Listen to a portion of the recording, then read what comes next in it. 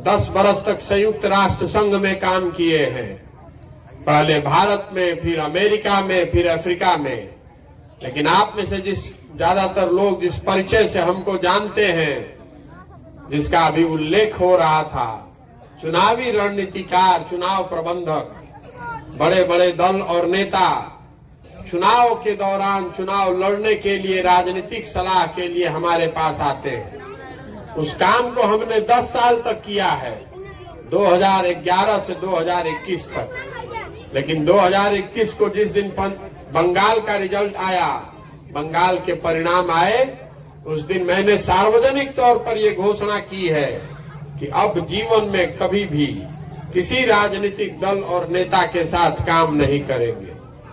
अब रउआ पूछो कि ऐसा का है, वही काम करके इतना नाम कमाए हैं और चुनाव में हमारे सलाह के लिए बड़े बड़े दल और नेता 2-4 लाख नहीं, 2-4 करोड़ नहीं, सैकड़ों करोड़ रुपया हमको देते हैं लोग। इतना पैसा, इतना नाम छोड़ के गांव गांव, गली गली पैदल क्यों घूम रहे हैं?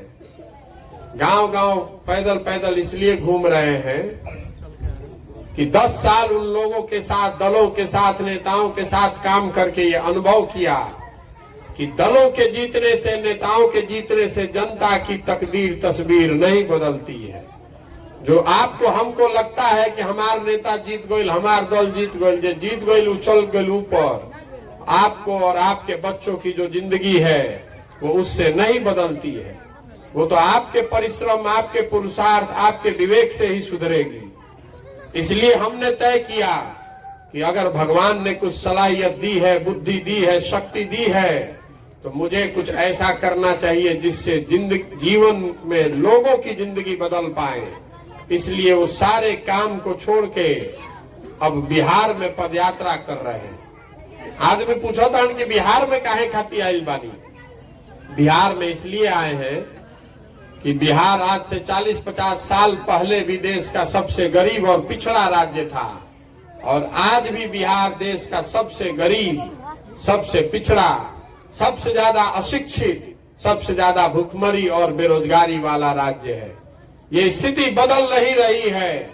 आपने पहले कांग्रेस को वोट दिया बहुत लंबे समय तक, फिर लालू जी को जिताया, फिर नीतीश जी पर दाव लगाया, अब हमने के दिल्ली में मोदियो जी के जिता के देख लेनी जा।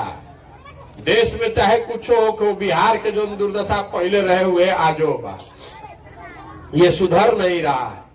तो काहे नहीं सुधर रहा है?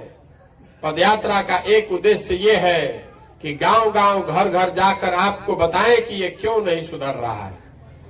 ये इसलिए नहीं सुधर रहा है कि बिहार में जनप्रतिनिधियों के मन से चुनाव हारने का डर खत्म हो गया है।